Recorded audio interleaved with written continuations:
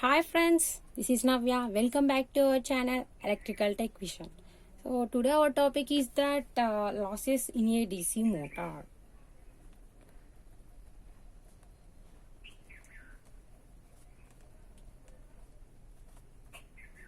In generally, the input to the motor is that electrical energy, and we can get the output as mechanical energy. But in general, we didn't get the input equal to output. When we get the input equal to output, that is the ideal condition. In practical, it will be impossible. Here what is going on, why we are didn't getting the input equal to output means that under conversion process inside a DC motor, the losses will be existing. Under the conversion of in a DC motor, the losses will be existing here. It causes to does not getting the input equal to output. Here we can discuss about that. What are the losses, how will be taking place inside a DC motor, and with different types of losses, how the DC motor affecting to does not giving the output equal to the input. Now we see one by one how many losses will be taking place inside a DC motor now. So when we listen the losses, we can raise a thing that we can strike in our mind that copper loss is the main loss we can strike in our mind when we think that what are the losses. So first we discuss about that copper losses. So copper losses, or these are also called as an electric loss, and these are also called as that winding losses. Winding losses here. So here that why these losses are also called as winding losses means that these losses will be taking place in the windings, in different types of windings. So based on the losses taking place in the windings, these copper losses are classified as different types that will be seen now in detail discuss about it. And here that, and in generally we are preferring that a metal conductor, that metal conductor having the resistance, that resistance causes to opposing the power. It will arise a dissipation of power in the form of heat. Due to that, in the conductors we can get the copper losses, and these copper losses are categorized some sub-classifications that will be depending upon the type of windings in that the copper loss will be taking place. So let me explain in detail how the losses will be existing. Now, so I am considering a compound DC motor here for your better understanding. This is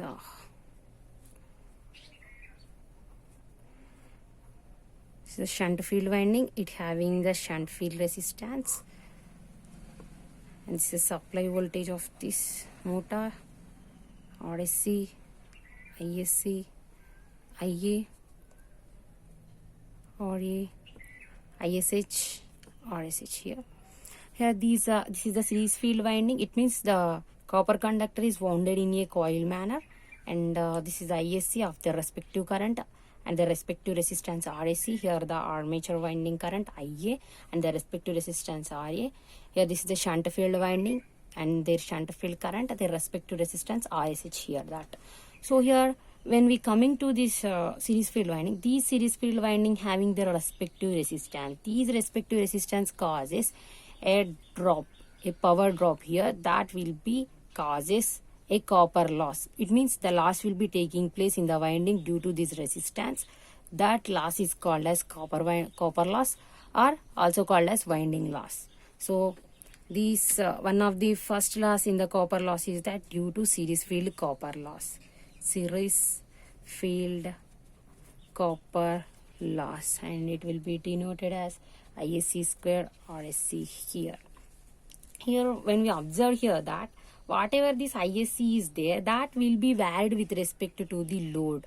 Due to that reason, this loss is called as variable loss here. This loss is called variable loss. And this contribution of loss is up to 20 to 30% of full load losses. 20 to 30% of this full load losses here. And next, when we observe here that we have that armature, and these armature are also having their respective resistance Ra. Due to this also we are getting the copper losses. That loss is called as armature copper loss here. Armature copper loss, that is denoted with Ia square Ra. Here also whatever the armature current is there, that will also be varied with respect to the load. Due to that reason, these loss are also called as variable loss here. This is also variable loss, and contribution is up to 30 to 40% of full load losses here. And next, with this we have also that shunt field winding, and the shunt field winding also having the respective resistance, that is the RSH. Due to this resistance also we are getting the copper losses inside a DC motor. So that loss we consider as that is the shunt field copper loss here, ISH square RSH, and these are also written as VISH here. So whatever the shunt field current is there, that will be does not vary with respect to the load. So due to that reason, these losses are called as constant losses. With these three copper losses, some other two additional losses also taking place. Some other two additional copper losses also taking place inside this motor. So what are those? Means that the fourth loss is due to we have that interpole windings. So these interpoles are placed in between the two main poles. So the main function of these interpoles is to in the armature reaction is taking place whenever the main field flux is linking to the armature core. Due to that armature reaction, some of the flux will be reduced. So some of the flux will be reduced. To compensate that reduced loss flux, the interpole winding is used, and in that also we are getting the loss. We are also getting this copper loss due to the interpole windings, that is interpole winding copper loss. It is denoted with Ia square Ri here. So with this armature like this, you can represent that this is the Ri. Due to this Ri resistance, this is the interpole winding resistance. Due to this also we are getting the copper losses here. And with this in series also we have that compensating winding resistance also provided. So the compensate winding is placed on the pole shoe of the motor. In the main poles, the pole shoe of the motor. The main function of this compensating winding is to provides the it means reduces the distortion of flux. The main function of this compensate winding is to reduce the distortion of the flux. So for that purpose we can prefer the compensate winding here. So due to that compensating winding also the copper losses will be existing here. So we should also consider that copper losses, that is the compensating winding copper losses. So denoted with Ia square RC. So these are the copper losses will be occurred in a DC motor to does not get the input equal to the output. And with this we are also getting the another loss. Second loss is that iron loss or core loss, or these are also called as magnetic losses. These are also called as magnetic losses here. So in this also we have why these losses are called as magnetic losses, means that these losses will be occurred due to the magnetic flux. So that's why these losses also called as magnetic losses. And why these these losses are classified as two types. One is that hysteresis loss. Hysteresis loss. So these how the hysteresis loss will be obtaining. So I will explain in detail for you. In general, we well known a motor is like this. So it has in the main poles, and one is the north pole, south pole, north pole and south pole, and we having that armature core. So I'm considering that these armature core, one side part is A and another part is B. Here what is going on? In generally, to produce an EMF, whatever the rotor is there, that will be rotated under the influence of these main poles. Then only an EMF will be induced in the rotor. So we are more familiar with this, how the EMF will be induced in a motor. This will be discussed in our working principle of a DC motor. So you want a better clarification, you will go through that video, then you can get a better understanding about that. So now we discuss about coming to this. So here, to get an induced EMF in the rotor will be rotated under the influence of these poles. So whenever the core is rotating, always under the magnetic field, due to its continuous rotation, the magnetic poles on the core will be always reverses. How it means that I will explain in detail. So for example, whatever the armature core is like this is the A part and B part. At a certain instant, it will be under the influence of N pole and S pole. So A is under the influence of N and B is under the influence of S. When it will be rotated for a instant like this, A and B. Now it is under the influence of S and now it is under the influence of B. Here what is going on for instant to instant? Under initial instant, the A is under the influence of N pole and B is under the influence of S pole. But when it rotates at it is certain rotation, what is going on? Whatever the A is there, that will be under the influence of S, and then B is under the influence of north pole. Here A is under N pole, here A is under S pole. It means under due to a certain rotation, what is going on every instant to instant, the poles experiencing on the core will be reversed. So due to this we are getting a loss, is that hysteresis. Due to this we are getting a curve, that is the hysteresis curve. We are obtaining a curve, that is the hysteresis curve. You can observe here that this is the hysteresis curve. Under x-axis we are taking as magnetic field intensity. Under y-axis we are considering that magnetic flux density here. So due to this, the area under this hysteresis curve called as hysteresis loss. Hysteresis loss will be obtained. So what is going on here means that the hysteresis loss mainly obtaining due to the magnetic poles experience will be changing on the iron core. At every instant, the poles on the armature core will be reversed. That will cause a loss, that is the hysteresis loss here. So how we can minimize this hysteresis loss means that, so for that only we are preferring a material that is the silicon steel. Silicon steel will be using to reduce the hysteresis loss here. So these hysteresis loss having an equation is that WH equal to neta B max power 1.6 FV watts. So units are watts here. Here neta is Steinmetz constant, and B max is the max flux density, maximum flux density here in Weber per meter square. Then here whatever the F is there, F is the frequency, F is frequency and hertz. And next one is V. V is the volume of the core in meter cube here.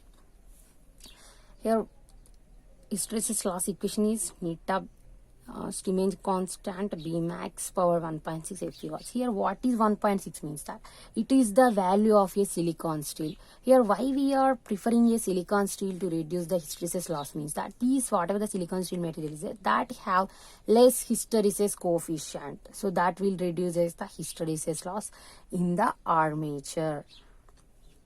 And here you can observe that equation. from this, what we conclude that here remains constant is a constant value, and whatever the Bmax is, it means maximum flux density. So this will be depending upon the number of poles. Under the manufacturing time, whatever the poles are there, that will be fixed.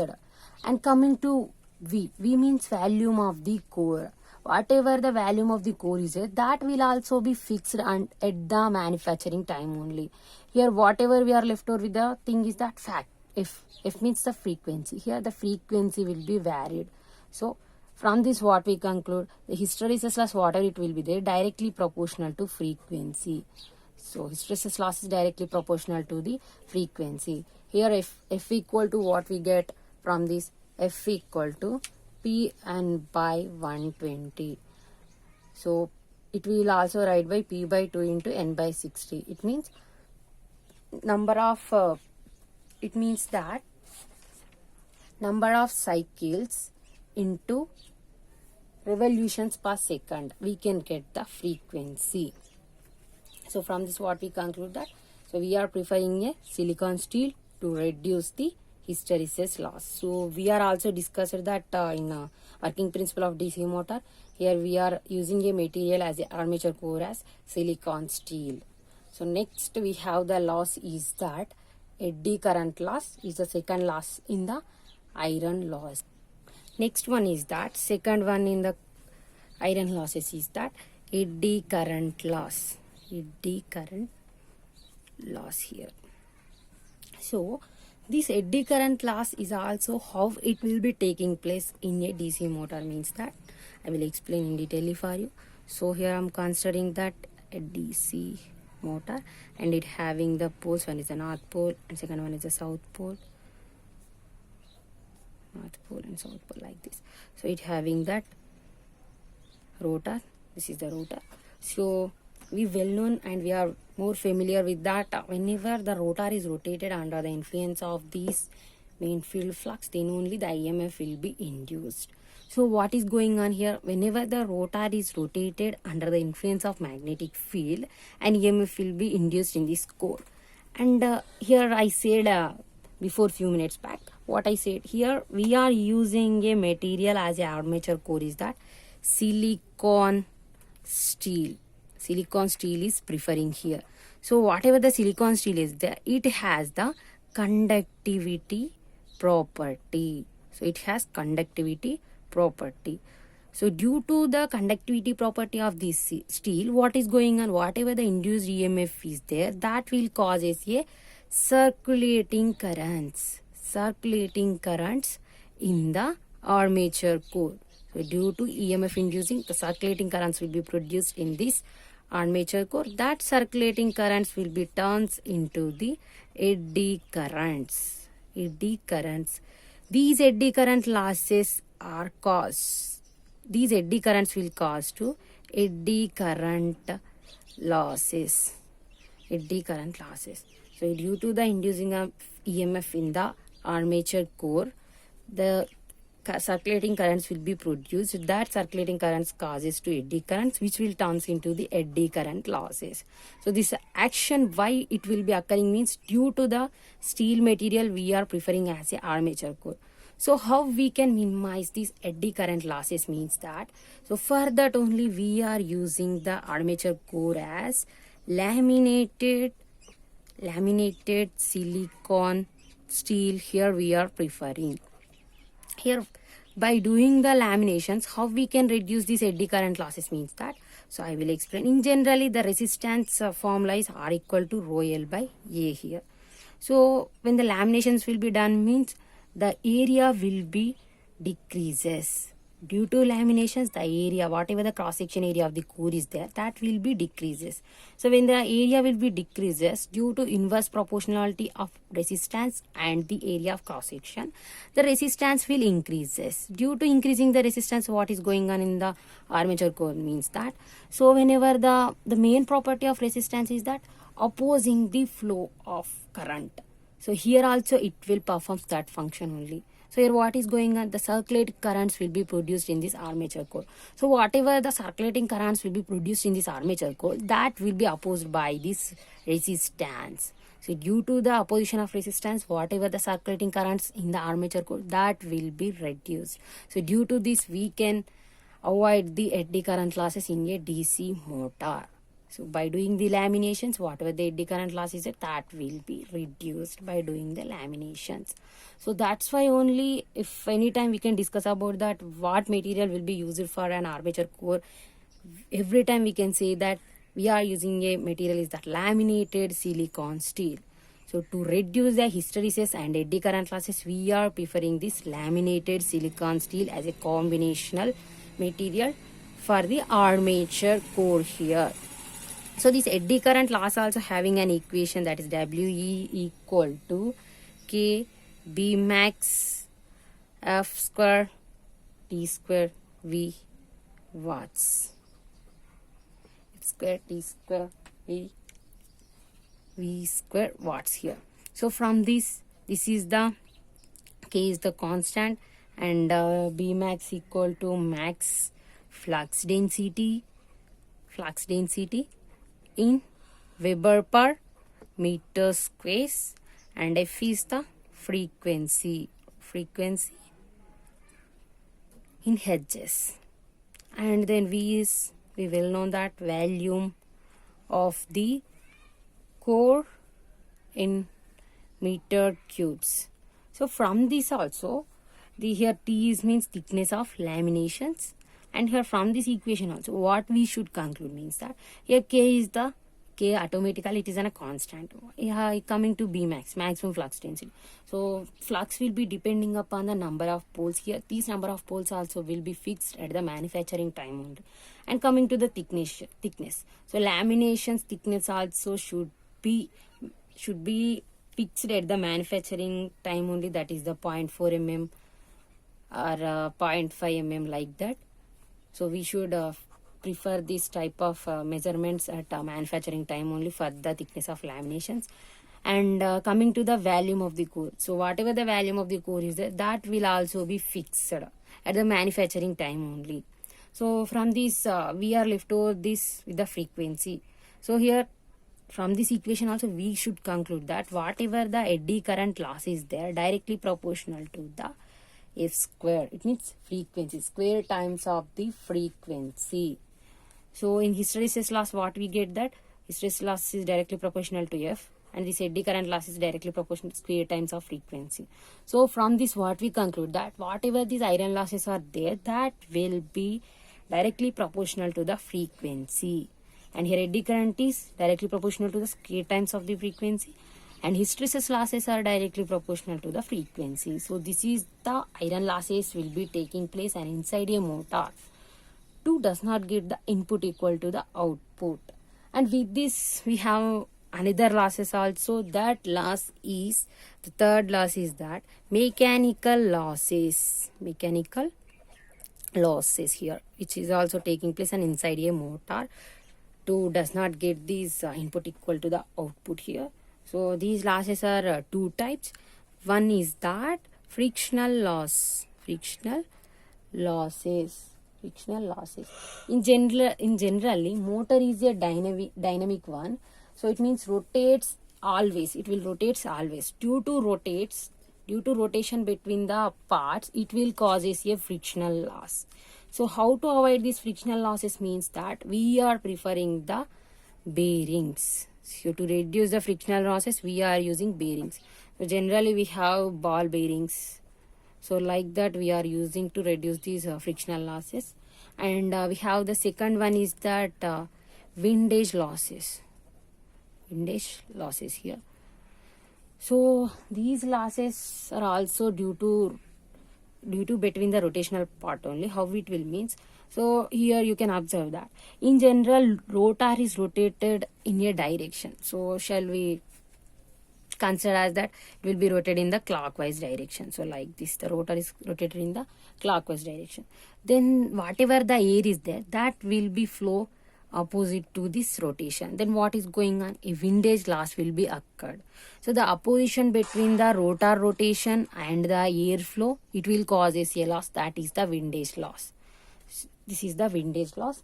And from these mechanical losses are This contribution is that from contribution of mechanical losses is that losses is up to 10 to 20% of full load losses. So this mainly the mechanical losses will be taking between the rotational parts. Due to that, we are getting these frictional losses and windage losses here. And with this, we have another loss, that is the fourth loss. So what is that means? Brush loss. So brush loss. In generally, these brushes are used to collect the whatever the source will be converted from these motors to collect the energy generated. That purpose we are preferring these brushes. So in that also we are taking the loss. We are also getting a loss. So due to this brush loss also we are losing some output.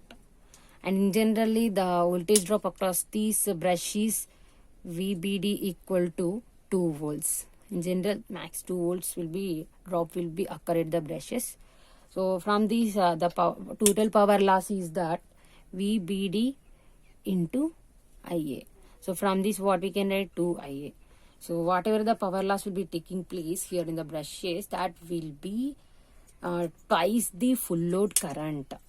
So twice the full load current. So these are the types of losses which will be taking the inside a DC motor to does not get the input equal to output. So this is the situations will be going on inside a motor. And I hope, and from this, so we have that another some more losses, that stray losses. Stray losses. So the stray losses are the combination of these mechanical losses plus these iron losses. So combination of mechanical losses plus iron losses, we can get the losses, that stray loss. And we have that constant losses. Constant losses can be obtained due to combination of these stray losses plus shunt field losses.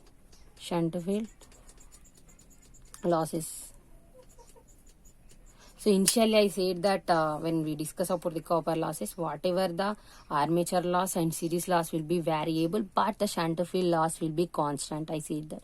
So this combination of stray losses plus shunt field losses, we can get that constant losses. So this is about in detail explanation about the losses which will be taking place inside a DC motor. So I hope that you can understand very well about these losses. Thanks for watching my video. For more updates, like, share and subscribe my channel.